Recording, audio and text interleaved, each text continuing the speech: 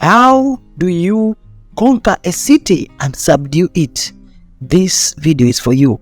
I'm going to show you how to conquer a city and subdue it.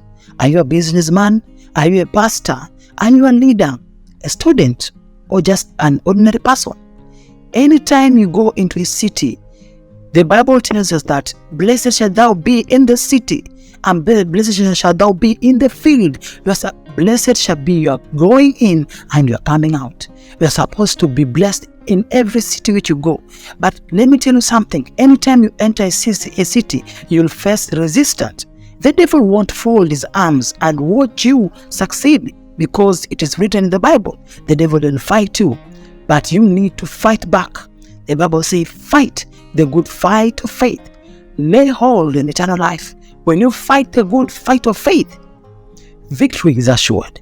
And I'm going to show you in this video how to conquer city and subdue them. How to destroy or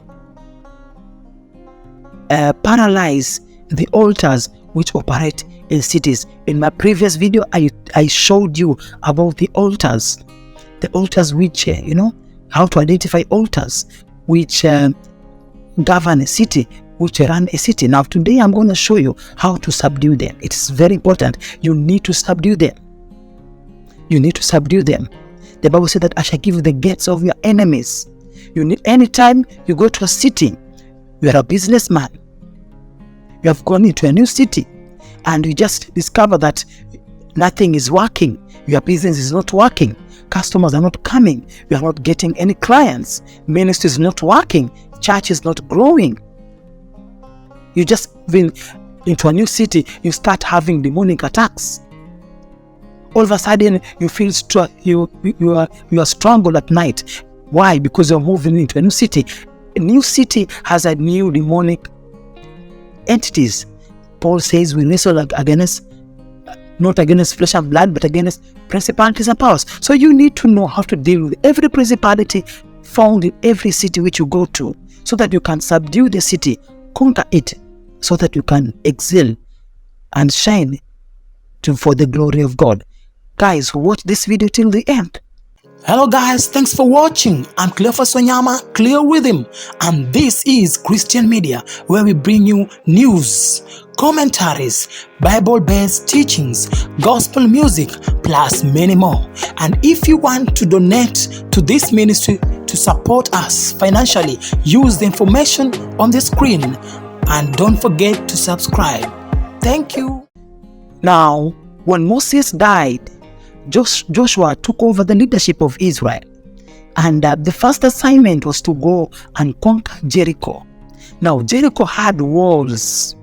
The children of Israel could not get through the walls. They could not conquer it because of the walls. It had a huge wall. 7 chariots could move on top of the wall. I've never seen such kind of a wall. It was a huge wall. Now the children of Israel, they needed to conquer it. But now how can you conquer it? There's a wall. You can see it, but you can't enter it. I'm talking to somebody here. You are in a city. Physically you are in a city, but spiritually there are walls. In every city there are walls which prevent you from your breakthrough. In every city there are walls which prevent you from your miracle. In every city, there are walls like the walls of Jericho which prevent your business from excelling. There are walls which are preventing people from coming to a ministry. There are walls which are preventing people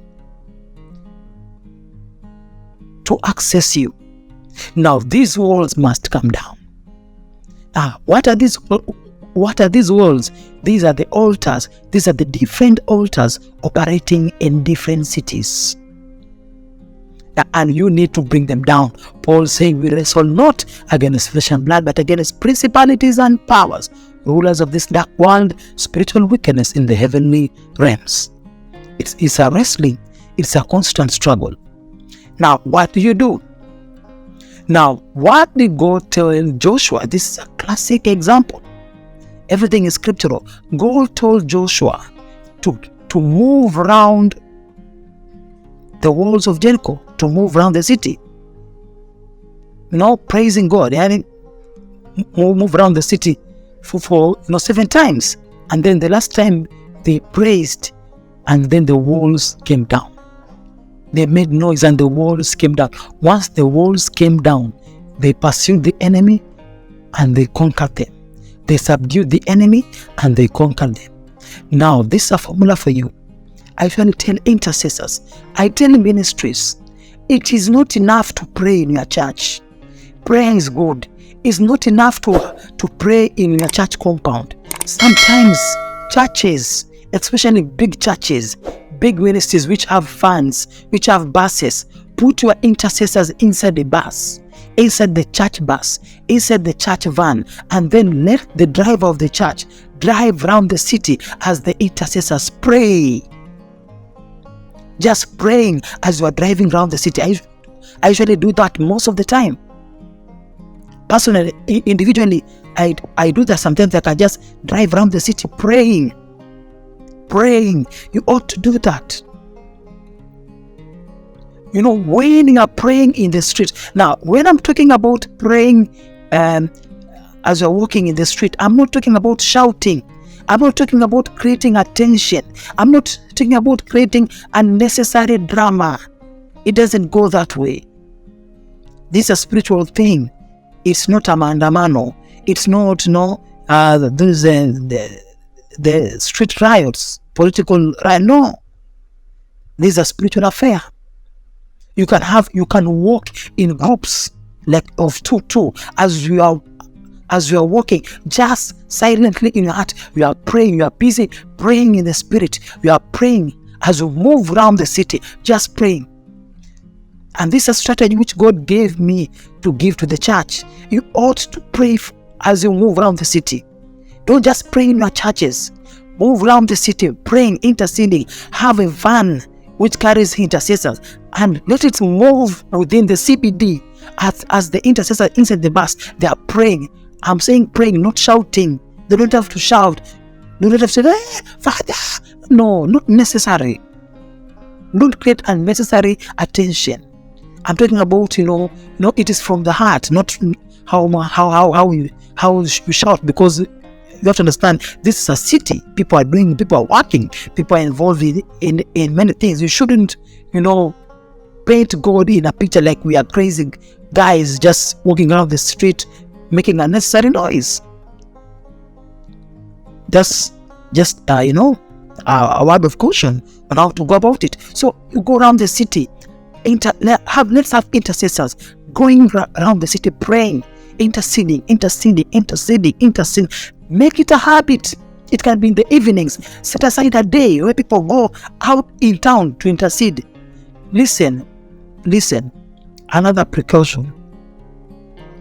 Another word of caution. Please don't go in the streets. You start kneeling, you start rolling, you start raising your hands, creating unnecessary attention. No. It doesn't work that way. We are not trying to show anybody anything. Please stop it. I'm talking about just walking. People can just see you as you are walking, but they don't know you are praying. Inside your heart, you are praying. You are interceding for the city. You are interceding. That's how you bring the walls of Jericho down. As you make it your habit, as the church, the body of Christ, embraces this habit, you'll be shocked. But what will happen? This will affect the nation. It will affect the leadership of the nation. It will affect the economy. It can even affect the legislation. It will create a different atmosphere. Those demonic walls which the enemy had built to hinder ministries from accessing the city, to hinder businesses from flourishing, they'll begin to fall. Now, if you're a businessman, do this. When you enter a city, go to the park. Go to a park. I usually do this whenever I go to Nairobi. Go to a park. Every city, every big city has a park. Remove your shoes. Walk barefooted on the city as you are praying. God told Joshua, everywhere your sole of your feet will step, I shall give it unto you. As you are praying, you can go to the park and pray. Just make it a habit as a businessman. Get inside your car, drive around the city as you are praying. As you're praying in your heart, not shouting, not creating unnecessary attention. Praying. If you don't have a car, even in the public transport, just take a bus. You're going around the city. People may seem like you don't have anything to do. You are idle, but they don't know that in the realm of the spirit, there's something you are doing. You are changing the atmosphere of the city. It's very important. It's very, very important. Make a habit of driving around the city, praying. Drive, go this way, go downtown, the CBD, or just praying. And the Lord once told me this thing: if you don't make a habit of praying when you're going in the city, of praying, soon you will start demonstrating. When you see people demonstrating in the street, especially Christians, you start demonstrating. Maybe the judiciary, they passed a law which is against Christianity. You start now demonstrating in the streets. You are demonstrating in the streets because you never prayed in the streets.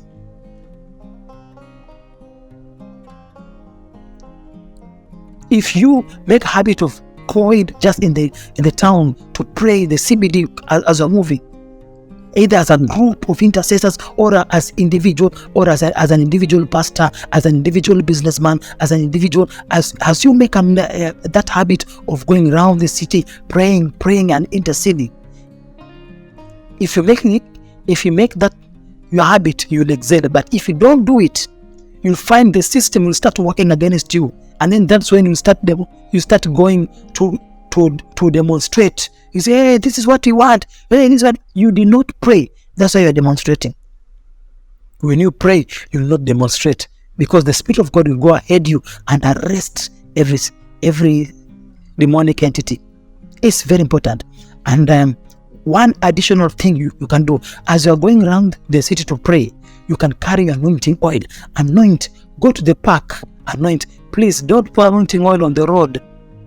Don't make the city dirty. Don't do, Christians, I know you will start, pour anointing oil, doing crazy stuff, and people see you on the news, you will have spoiled everything. It doesn't work that way. It is a spiritual affair. It's not a comedy or show. Are you getting me?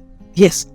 If you have anointing oil, carry anointing, anoint the city as you move. Anoint, drops, just a few drops of the anointing oil. Don't just pour the whole of oil. You make the city dirty. I usually like to such prayers to be done in parks. Big cities have a park. Inside park, that's where you have the ground. You can go and pray over you can go to the park. Every city has a park. A park is a sort of a garden. You understand? A big garden in the city. Go and kneel down. When you go to the park, now you can now kneel down, because in the park people are busy lying down, people are reading novels, people are playing. You understand? You can go there as a group and pray over there in the park. Pray. Don't make noise. Don't be a nuisance. In some nations, if you do crazy things, you will be arrested, and you will be arrested because of your stupidity. Please, wisdom is important. Every time you do anything, apply wisdom. Have your anointing oil, anoint there at the park.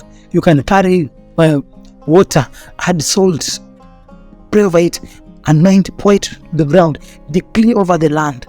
This is how you destroy altars in the city, and this is how you subdue. This is how you conquer and subdue city for Christ. Guys, I hope you are blessed. I hope you have understood me. If you have any part you have not understood, don't hesitate to contact me using the information in the description box. See you in the next video. God bless you.